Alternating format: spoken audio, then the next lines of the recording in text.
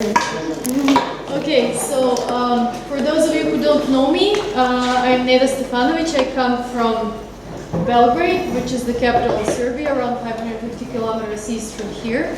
And it's a great honor for me to be here for the second year in a row, and I would like to thank Professor Špalj and his co-workers for the kind invitation to participate in the summer school, and also for allowing me to stay here over the past month or so and learn from them, and I learned a lot and I had a great time.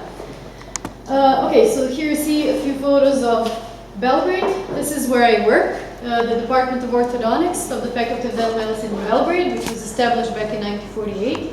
This is our old building where we have the dental lab, one office with 5 chairs, another one here with 5 chairs. On the first floor we have a small lecture room which was originally meant for postgraduate students, but now at any point in time we have over 60 residents, which is way too much. So we use the other room that's meant for undergraduate students, where we have another 5 chairs. And a few years ago we were assigned this ground floor of the new building where we have 9 more chairs. We have a lot of chairs, but a lot of doctors working there as well. There are 13 doctors, 6 dental nurses, 6 technicians. And as I said, at each point in time we have over 60, right now we have 70 something residents. And each year we see new 200 undergraduate students. Okay, so the topic of my lecture today originally was meant to be rapid maxillary expansion, but then I said, okay, let's talk about maxillary expansion in general, because that's not the only way to expand. So when we talk about maxillary expansion, we talk about orthodontic, passive, and orthopedic maxillary expansion. Orthodontic expansion is something that we can achieve with any kind of orthodontic appliance, whether it's fixed or removable, and it's expansion where we anticipate dental changes, so buccal tipping of posterior teeth, and unfortunately we see a lot of relapse due to muscle, cheek, and surrounding tissue pressure. So we need to know our limits, and we need to know the proper indications for this type of treatment. So in order to just bring this closer to you, I put here a few cases that might be interesting for you, where I decided to do orthodontic expansion. So the first one is a lady in her late 20s, so no growth, with a CRCO discrepancy, constricted upper arch, mild crowding, and class 1 malocclusion. So here you can see the centric relation, centric occlusion discrepancies. She has a premature contact in this area, and when she bites down, there is a crossbite, and you can see that the midline shifts, well, the whole jaw shifts to the left. When she brings lower joint to centric relation to the upper, the midlines are almost coincident. They will almost coincide. So these are her intraoral findings. And since she lives in Italy, and I explained to her that if we start with the fixed standard edgeways appliances, she would need to come every 4 to 6 weeks, and it will last for 2.5 years. And then she said, oh, it's too much. So I decided to start with the removable plate first, the Schwartz plate, expand as much as possible, the arch, not the jaw, and then go into the fixed appliances. So phase 1 was the Schwartz plate, and phase 2 was leveling alignment with standard fixed edgeways appliances. So I gave her the plate, she went back to Italy, and 6 months later she came back looking like this. So in the last month or so, she activated the screw every 3 to 4 days. She wore it really well, and then the tongue got in there and it expanded everything. And yeah, this might look very distressing, but it's something that I wanted to achieve. I forgot to take the picture before placing the brackets. She came on a Saturday or something. I bonded the upper brackets. Next appointment, we bonded the lower. And this is what was achieved in phase 1. So this is just the Schwartz plate. So it's not skeletal expansion, it's dental expansion. We overexpanded. And then phase 2, standard fixed appliances in the upper and lower. And you see a bit of relapse that I wanted to get also, because we did overexpand. And when you look from the frontal aspect, you can see that her posterior teeth were pretty palatally, lingually inclined. So at the end of phase 1, overcorrection, very upright, and then at the end of treatment, they're in proper position, so slightly orally inclined. So that's something that you can achieve even in a non-growing patient with any kind of orthodontic appliance. The second one that I chose is a post-pubertal patient, a girl, she's 17 years old, mild crowding, class 1, perfect patient. Like, these are the cases that we want to see in the private office. I treated her years ago at the department, and that's how she looked, so pretty good. Before treatment, mild crowding. So the plan was just to level in the line with Edwards appliances. In her case, we used self-ligating because we just got the new innovation JAC at that time, and I tried it. You can achieve this with any kind of standard orthodontic fixed appliance. So this is her before treatment and at the end of treatment. So the amount of expansion is significant, and you can see that before treatment, also slight oral inclination. At the end of treatment, overcorrection, and this is 1 year post-treatment. She settled very nicely, and posterior teeth are properly inclined at this time. So I followed her for years. I had photos and photos, but she was stable, she was good. And the last patient in the orthodontic expansion group was the most challenging one for me, and I was considering whether to accept treating him at all. So he was in his early 20s, a boy, severely constricted upper arch, open bite, unilateral crossbite, significant crowding, class 1. So you see in his set that he's very divergent. So goes with skeletal open bite, crossbite on the right side, tendency towards crossbite on this side, open bite, crowding. He looked really bad. I didn't tamper it with the pictures, but that's exactly how he looked. So since he was in his early 20s, I suggested SARPI, surgically assisted rapid palatal expansion. Of course, the moment I mentioned surgery, him and his mom said, no way, we're not gonna do it. Oh. So the option A was SARPI, and then he needed extractions, and since his first molars were in a horrible condition, I thought, okay, we could extract first molars in the upper, second three molars in the lower, and then level the line, close the space and everything, but they rejected. So option B was to extract the second three molars in the lower, place the lower appliance, place the upper appliance, expand the arch as much as possible, and then when I got into the rectangular stainless steel, then he went for first molar extractions and then space management settling. That's what he accepted. And here you see him before treatment. Unfortunately, all the photos during treatment and at the end of treatment disappeared from my office computer and from my home computer. I don't know what happened. But since he comes in regularly, because I'm checking his third molars, I asked him to come in June because I knew I was giving this lecture, and this is how he looks 1 year post-treatment. So the appliance was removed in June 2018. This is June 2019, so significant amount of expansion. Here, the lines are not on the same level because those are second molars on the place of the first molars, and the third molars are coming in nicely. And you can see how he looked before treatment. So the expansion was, of course, completely dental, no skeletal effects, completely orthodontic expansion, but the position of teeth at the beginning of treatment allowed me to achieve such a result. So this is him 1 year post-treatment, still stable. We'll see how he looks in a few years. Okay, so that's orthodontic expansion. That's where we work with some kind of appliance and we achieve dental expansion. Passive expansion is something where we remove the pressure of the lips and cheeks and we let the tongue work. And we do that using also some kind of an appliance. So what do we see here? The bone deposition is mostly on the alveolar ridges. It's not in the mid-palatal suture. And of course, we get this in growing patients, not in adults. So whenever you use a Frankel appliance, whichever type you use, or vestibular screen, or prefabricated myofunctional limb bumper, you can expect something like this. So when you eliminate the pressure from the outside, the tongue works from the inside and it expands to some extent. So just one short presentation of another patient. He didn't have so many problems.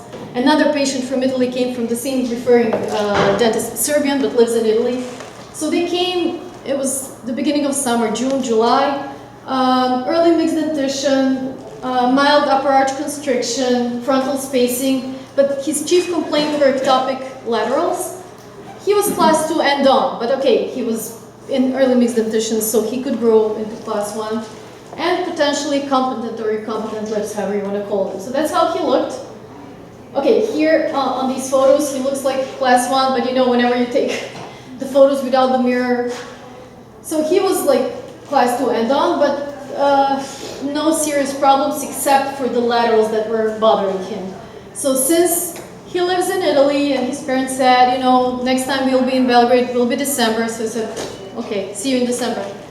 End of summer, end of August, they call, oh, we're still in Belgrade. Is there really nothing you can do for our son? So I said, okay, let's try.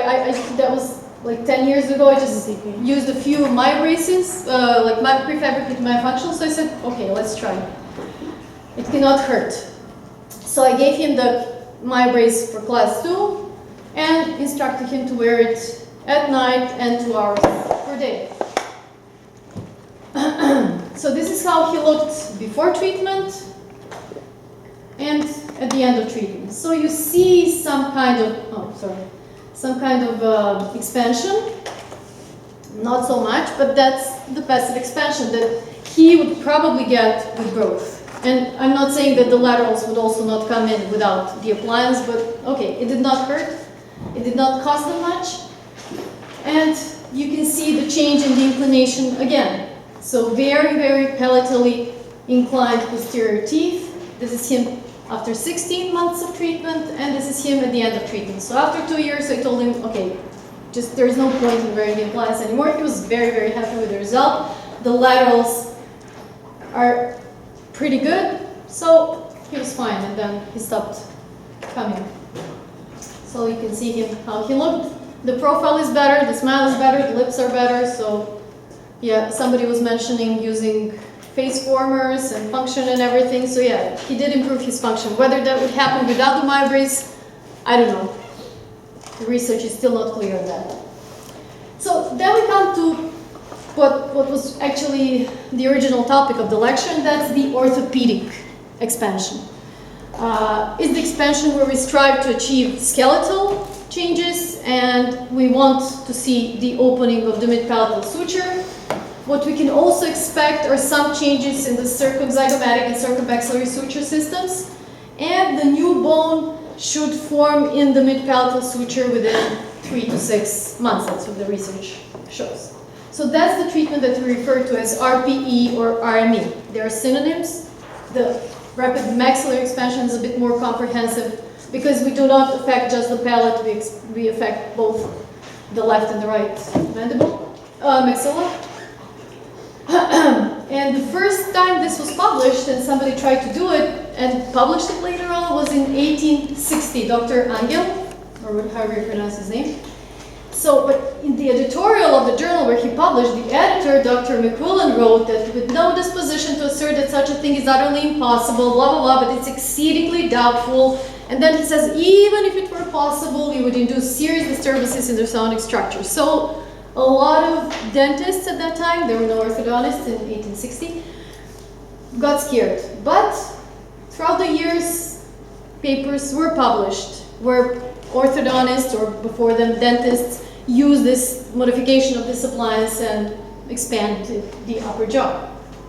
And then in the 1940s, Dr. Thomas Graeber suggested the use of this appliance in cleft lip and palate patients, and he gave an explanation why he thinks the technique was originally dropped, because open bites developed and relapse was very common, and the nasal breathing that improves during treatment is not that improvement is not stable. So, and then in the 60s, Dr. Haas published an article in which he presented the results of his study on an appliance that he designed, actually modified the original one.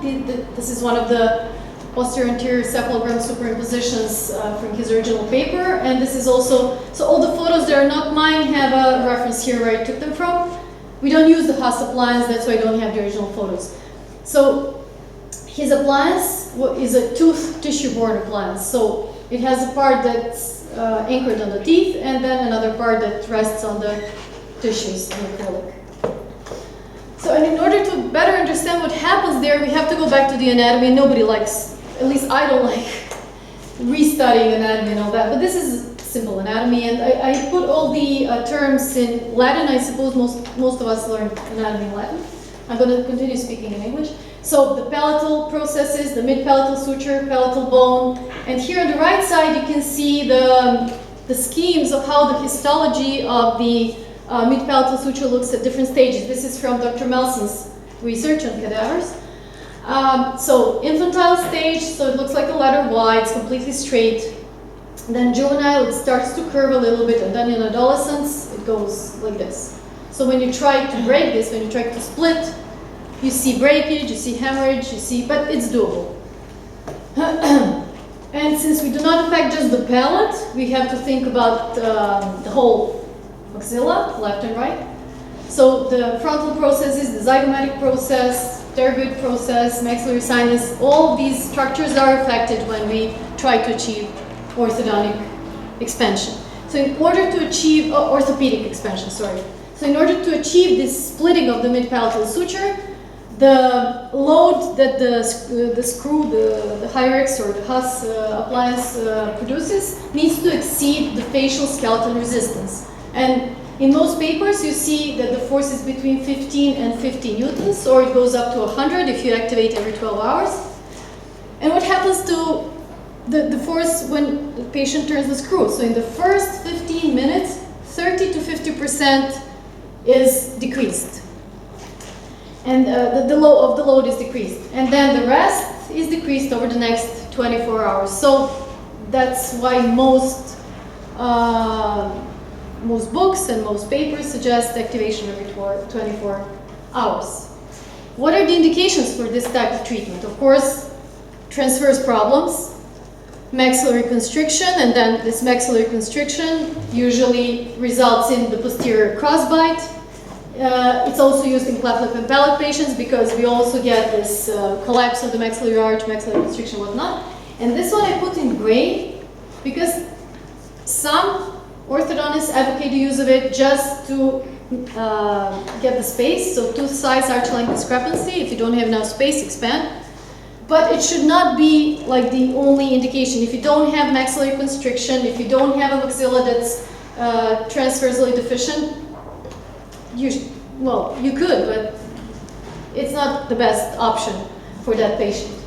And here I put sagittal problems, and two completely different problems, class 3 and class 2 division 1. Why? We will see later. So that's not an indication to use the RPE, but if you have a constriction with class 3 or class 2, it might help, it might do something for your patient. So what are the effects? Here you see the papers that the review articles and systematic reviews or whatever that reviewed all the papers published by now. So what do we try to achieve? Maxillary expansion. Do we see? Yeah, in most cases, if we use the appropriate appliance and at the appropriate age. Of course, we always get dental buccal tipping, periodontal changes, nasal cavity widening, maxillary sinus change, circummaxillary suture changes, and spheno-occipital syncridosis expansion. Now, these are the effects that have a question mark. Why? Because some papers say, yeah, we do achieve that, but then it's not long-term, or the samples are not good. So, improves breathing, maybe, but the effects are probably not long-term. If it improves breathing, it improves ventilation, it improves posture. And the first time I read this, I was like, how can it reduce bedwetting? And the connection that they find between it, if it improves breathing and ventilation during the night, then those kids who wet the bed, who pee in their sleep, they will not do it anymore. So whether it's a real effect, whether it really happens, it hasn't been proven yet. So how does the maxillary expansion look? The first effect, the one that we want to achieve. Before we started using the CBCT on a regular, well, we don't use it on a regular basis, but the university started using it on a regular basis, it was thought that the splitting is triangular. So it splits more in the frontal segment and less in the posterior segment. But with all the studies coming out using the CBCT, they show that it could be parallel, it could be triangular. There is no strict rule. And 10 to 50% from total screw activation results in the expansion. So you can expect between, I don't know, 1 and 5 or 1 and 4 millimeters of total expansion. The dental effects, buccal tipping of posterior teeth, of course the teeth tip, but also the halves of the maxilla, they move outward. So it's not just the teeth and the alveolar bone, but the whole maxillary bone that moves outward, and that's a representation from another study. It's a finite element study. So they move outward and also rotate outward, and that's why you see additional tipping of the posterior teeth. When it comes to the periodontal effects, it has been shown that the buccal bone thickness is reduced, the lingual bone thickness is increased, that's almost common sense, and that we can expect bone dehiscences on anchor teeth. So it's wiser to use deciduous teeth, so do the expansion earlier, not just because the patient is still in his early stages of growth, but also because you use deciduous teeth as anchor teeth, and then you reduce the chance of having bone dehiscences. And if you place them on the appliance on first premolars, then you can expect bone dehiscences to a certain extent. It's like that patient that we saw in the morning where you didn't want to expand anymore because you were not sure about the roots where they would end up. Okay, when it comes to nasal cavity enlargement, it has been shown that between 15 and 30% gets enlarged, of the total screw activation gets enlarged. But even if it improves breathing, it's debatable whether the effects are long-term. The increase in nasopharyngeal volume was found, and also Aziz et al. In 2015 found that it works well for patients with asymmetry of the septum, but then when they grow in adolescence, that effect is lost, so it's no longer significant. When it comes to circummaxillary sutures, the overall changes are really small. And the more opening we can see in those sutures that are closer to the maxilla. And one study also found an increase in the spheno-occipital synchondrosis.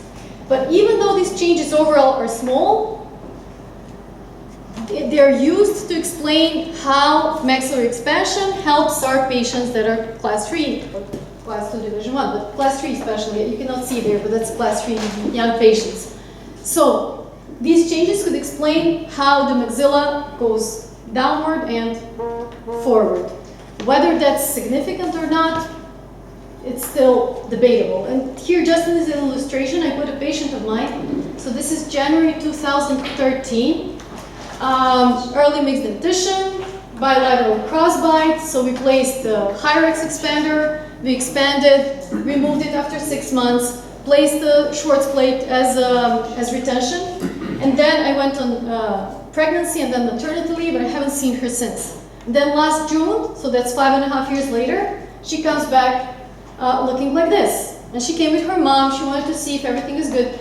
So I asked her, did she get any other appliance? No, I looked at her chart, there was no reference of any other appliance.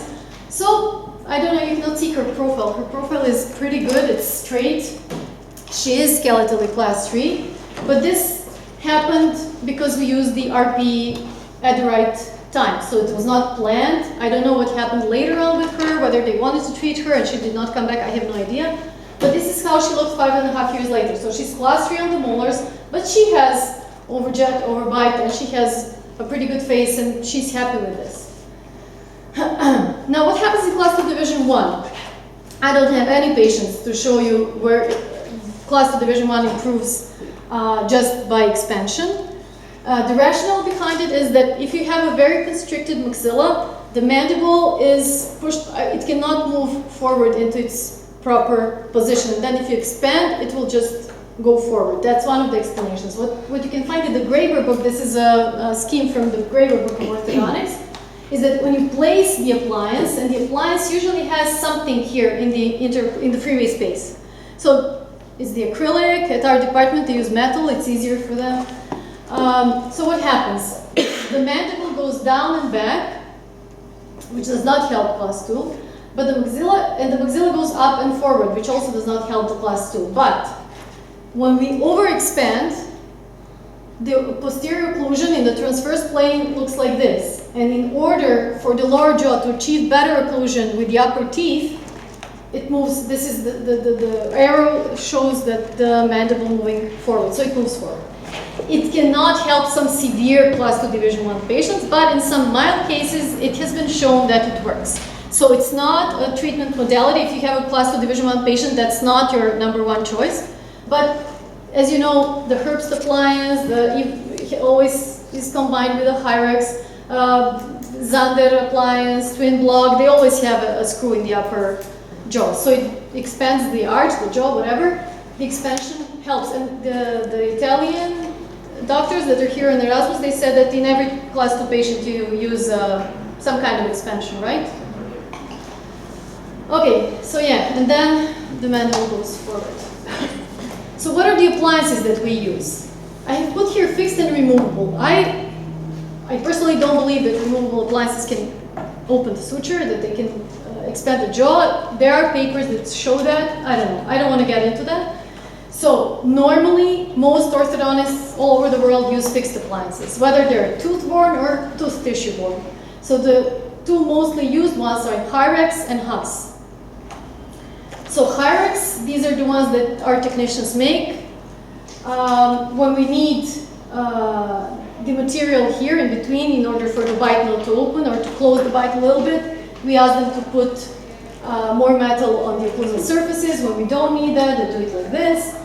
And this is the one that you saw before, the Haas appliance. The only reason why we don't use it at our department is because when you remove this, it looks bad and it smells bad. So nobody wants to use it, and it's not very comfortable for the patient. And all the research has shown that there are no statistically or clinically significant differences between the two. So in the end, it's your choice. And most people use the Hyrex, which is short for hygienic rapid palatal expander. So when we look at the treatment time in the Orthodontic Bible, the Prophet Book of Orthodontics, he says you should not use it in preschool children, so not before the age of 6 or 7, because you might overexpand the nose and that might not look good on your patient. And Prophet says that the chances of successful opening of the suture are nearly 100% if you finish treatment before the age of 15. Now if you look at Bachetti's work, he says pre-pubertal stages and CS3, the first circumpubertal stage, are the best. You can do it later, but skeletal effects are more pronounced and they're more stable if you do it pre-pubertally. If you do it post-pubertally, then you get more dental velar effects. A more recent research from 2016 has shown that there is no difference in the long-term stability of the intermolar width. So they are not talking about other things, but just the intermolar width. It's just as stable whether you use it in the pre-pubertal patient or a post-pubertal patient up to the age of 18. Now, whether some other research will come out, we will see. When it comes to protocols, in some books, in some papers, they say slow maxillary expansion is something that we achieve with the quad helix or a Schwartz. And rapid maxillary expansion is something that we achieve with the Hyrex or a Haas. I don't use the quad helix, I don't use Schwartz to expand the jaw, so I don't want to talk about it. I don't have experience in it, and most research shows that the fixed ones are the way to go. This is from the Prophet book, because there are also different protocols. So in the Prophet book, they say rapid protocol is 0.25 or 0.5 millimeters daily. That's 1 or 2 turns. So 1 in the night, 1 in the morning, or just one time per day. I met a professor from Sao Paulo recently, and he told me in Brazil, in the whole of Brazil, all cleft lip and palate and all craniofacial patients are treated at the department where he works in Sao Paulo. And because they travel from all over Brazil, and it's very expensive for them to travel, they try to keep them in Sao Paulo for 8 or 9 days. And they do activation 2 times in the morning, 2 times in the evening. So that's 4 turns per day. And that's 1 millimeter of activation per day. And they finish in 7 to 8 days. And then they just immobilize the appliance, fix the screw, send them back, and then they make an appointment for them in 6 months. So it could be done, but they do that out of convenience for those patients. It's not. I would never try to use it that rapidly. The other protocol, slow maxillary or slow palatal expansion with the same type of appliance, just you activate every other day. So 0.25 millimeters every other day. And also, there are no statistically or clinically significant differences when you look at the meta-analysis and everything. When do we stop the activation? We were talking about that during the presentation. So we stop when we overexpand, when the maxillary palatal cusps are level with the buccal cusps of the mandibular teeth. So sometimes it happened to me quite a few, well, not quite a few times, but it happens. One Hyrax screw is not enough, so you have to finish with one and then place the other, which is a bit of a hassle with the dental lab and everything, but it's doable. What is the retention protocol? Most papers, most books say 3 to 6 months. Keep it inactive 3 to 6 months in order for the mid-palatal suture to open and the adjacent suture systems to reorganize. Vishnu mentioned today a research where they show they have to keep it for a year. I don't know how good it is for the patient's hygiene or everything. So some say until the parents and patients can take it. But the Convim study, so this was EOS, not last year, but the year before, and they said that it should be in place for a year minimum because you don't have a new bone formation. In 3 to 6 months. Yes. Most protocols that I know are 3 to 6 months. We try to keep it for 6, and then sometimes when we get a queue for fixed appliances or whatnot, then we keep it for 7, 8, 9 because we cannot place the appliance. But the good thing about keeping it there is the positive effect of the posterior bite block. So if you have any kind of a material in the posterior or covering the occlusal planes, that's good because it helps you close the bite down. Even if it opened when expanding, it should close down. And then when you get into the fixed appliances, ideally you would place a TPA, a transpalatal arch, to keep the transfers. I don't use it so often, I have to admit, but it's because of all the issues with the lab and everything. But the best way would be to put a TPA and a fixed appliance. Okay, so here you have just a few patients, one that's growing and two that's in the early stages of growing, and two that are a bit older. 8.5-year-old boy, cervical stage 1, maxillary constriction, unilateral crossbite, and class 3 tendency. So that's how he looked before treatment. Unilateral crossbite. So we bonded the Hyrax expander, activated once every 48 hours. And here you can see him before treatment, during treatment, and at the end when he achieved the overcorrection. And then we left the Hyrax in for another 6 months, and then he received the removable plate. So this is him at the end of treatment. He even got like a better profile and better this soft tissue look. Now the next two are the ones that are not like your perfect literature presentation. So they're in the CS4. They're not in those first 3 stages where it's ideal to do it, but they came at that time, so that's what we did. 15.5-year-old girl, maxillary constriction, unilateral crossbite, frontal crossbite, class 3 tendency, and very severe crowding. So this is how she looked when she came to us. So we decided to expand first, so bonded Hyrax, activation once every 24 hours. Then extraction of all 4 first premolars, leveling alignment, space management, and so on. That's not the topic today. So you can see her before treatment, and then during treatment, and at the end. So there is no more frontal crossbite, no more posterior crossbite, overcorrection, and now currently she's in her fixed appliance treatment, standard fixed appliance, with 4 first premolars extracted. So yeah, you can achieve it. I mean, maybe it's not completely skeletal, but you get the effect. So this is how she looked at the end, and I'm sorry you cannot see the profile is also better because there is no more crossbite in the front. And one more, 15-year-old girl, also cervical stage 4, maxillary constriction, bilateral crossbite, skeletal open bite, and class 2. So when you look at the indications, there are always the contraindications in the books, and skeletal open bite in class 2 are usually, well, combined with skeletal open bite are not usually the best option. But this is, for her, that was the treatment plan. So she's hyperdivergent, so skeletally open, crossbite on both sides. So the treatment plan was to bond the Hyrax expander, activate once 24 hours, and then prepare her for orthodontic surgery because of the class 2 and the open bite. So this is how she looked before treatment. I did not tamper with the photo. She's really that constricted.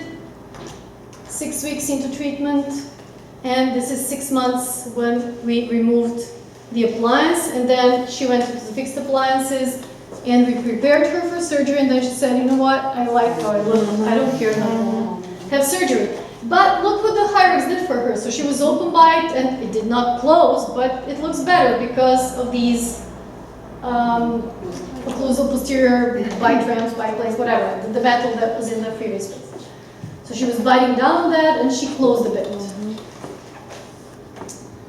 Okay, and also her occlusion went almost into class 1. Of course, she needed surgery when we finished with the fixed appliances, but she didn't want it. And then you have the modifications. In cleft patients, this is a patient that I inherited. She had a lower appliance, and she came looking like this. So we placed, this is a special type of screw, to just expand in the frontal segment, so what we call the forward expansion. Or they can make something like this, because in this patient the technician could not place this kind of screw, so he adapted something.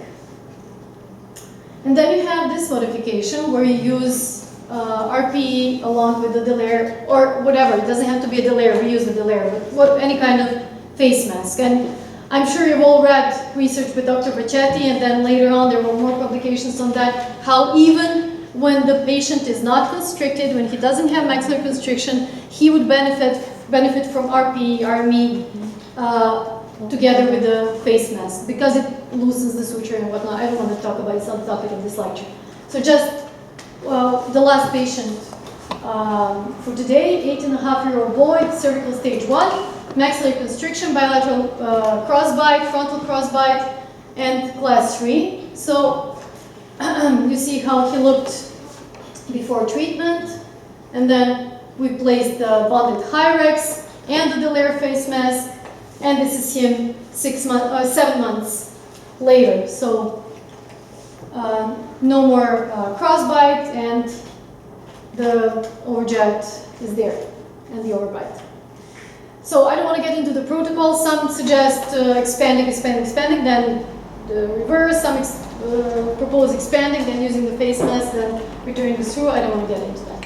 Okay, so this is also from the Gramer book of orthodontics from 2016, where he shows that back in 1995, when we had a patient who had maxillary constriction and who needed maxillary expansion, up to the age of 13, 14, the prophet says 15, we could use RPE or RME.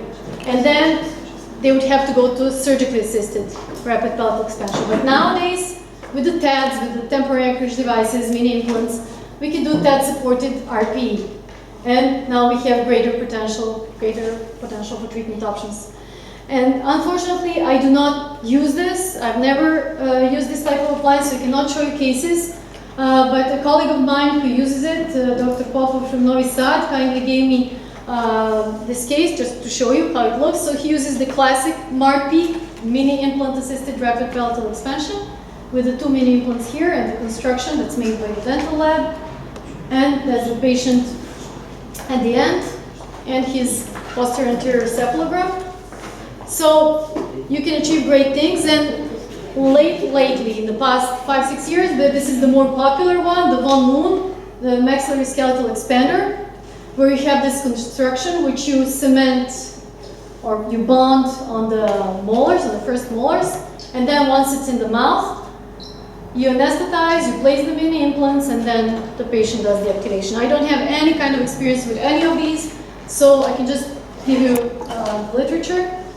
But things are amazing. I mean, I've seen some cases in the US where they treated patients who were 20, 21, and they were not even so maxillary constricted. They had large lower jaws, and then they overexpanded the upper to accommodate the lower. Okay, those are mostly African American patients, but I would never go for that, like expand the upper to fit well with the lower.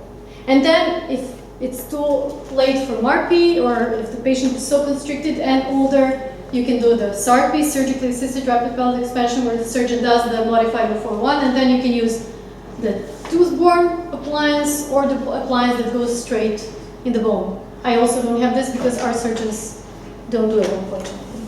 Can I ask a question? Maybe I'm a little late.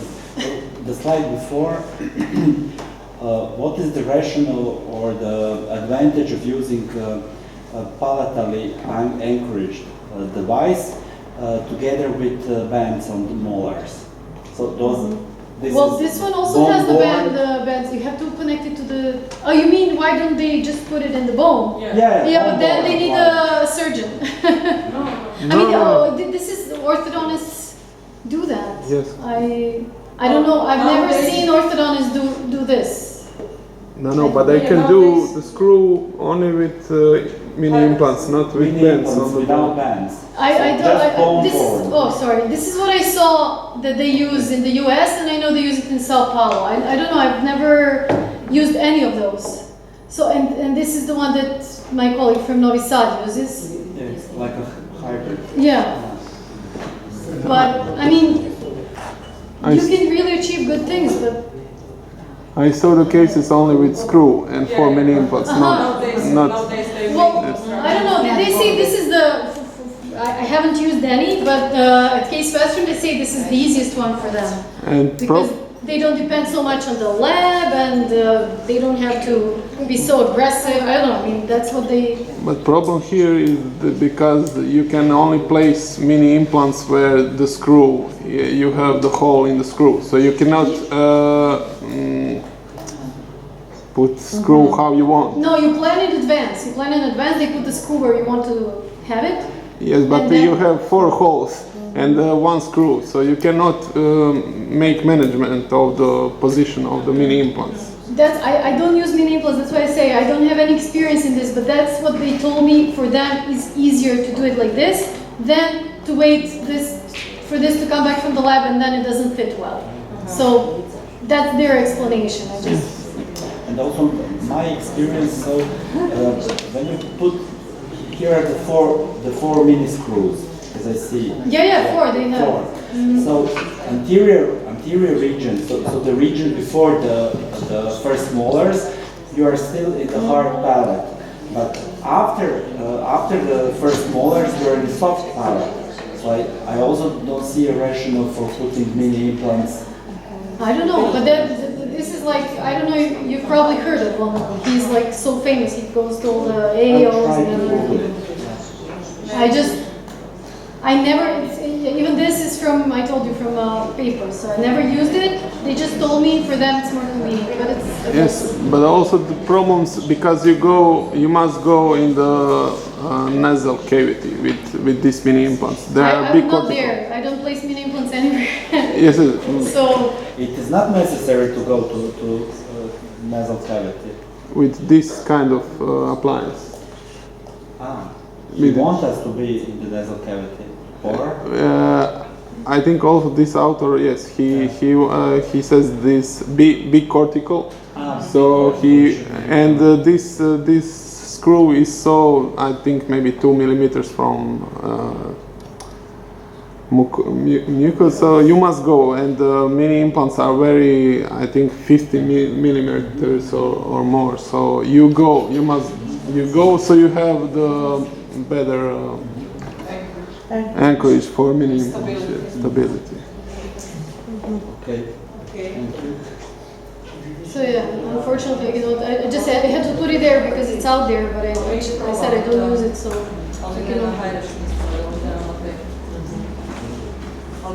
A kao da nema previše komplikacije. Mislim, može nastati cista i upala, ali opet bolje u nosu nego u sinus. Pa,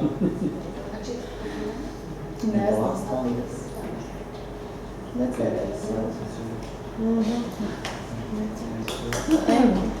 Any other questions?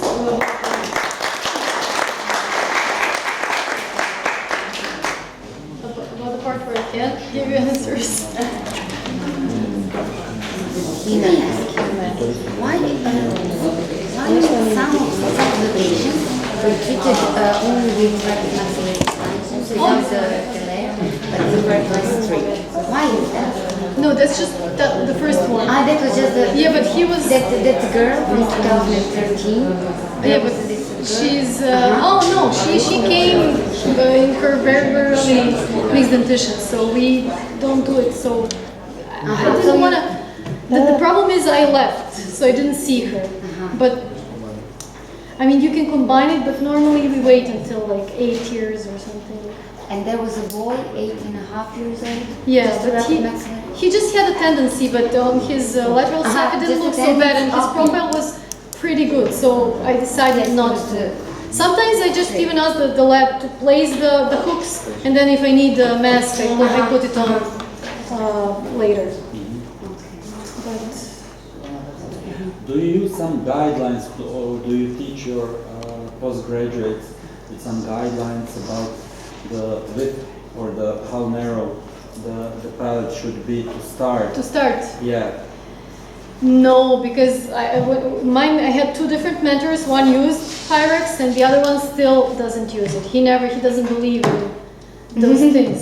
So it's like your own, like it And what depends about for your you? mentors. Do you I use use it a lot. Yeah, I use it because I know I can achieve better results than with the Schwartz.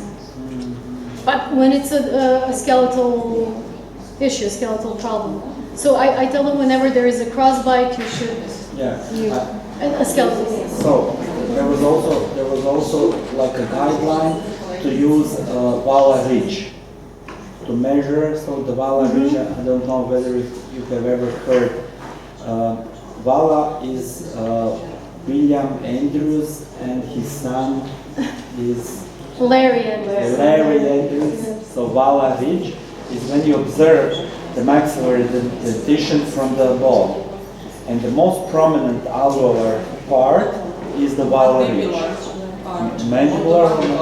Yeah, that is the most prominent. And you measure that width, and there is like an equation that you need to have in order to determine whether you really need a skeletal. And how much would function? How much would you expand? So that you could decide on which hires to take from the beginning, so that you don't have to. well, we cannot choose that. The one that the school bought, we can use only that one. No, but I haven't seen it. It doesn't say in the Prophet or the Graver or anywhere. Vala ridge. I have to write it down. And also, where you use a protocol to open the screw and then to close the screw. For the class 3? Yes. Well, nobody wants to do that. I mean, I do it whenever somebody is constricted, but we were never taught. And when I mentioned it to other colleagues, they don't want to use it. They don't want to do it. Ultramed protocol. Yeah, I know. There are a few protocols that are suggested. So I just, which one do you use? We also don't use it. Ah, okay. We don't, and then if you ask for Hyrex and the patient doesn't really need it, then somebody might say, why are you This is asking really for a bad idea. It's to a good use. idea. Yeah. I think it's a very good idea. Yeah. Luckily, most of those patients are maxillary constricted, so we use it. Yeah. But we do it parallel, so we expand and use the face mask. And I read about some protocols where they first expand and then they use the face mask.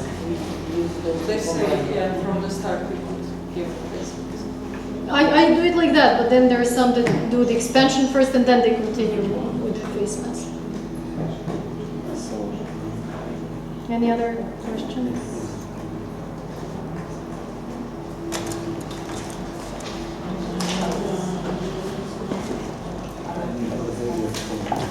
So nowadays some also suggest use of the cone beam to evaluate the structure, How it looks? Yeah, Whether Can you you- could do it with mini implants or with food-borne hyrax, or whether you should go to Surgery. yes, to surgery.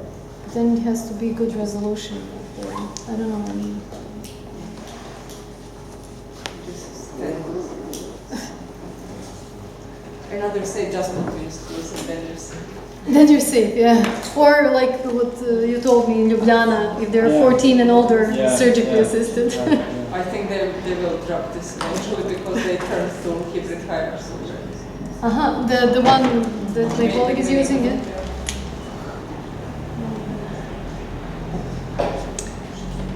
Okay, thank you. You're welcome. Now talk outside. Not all pictures outside. Some pictures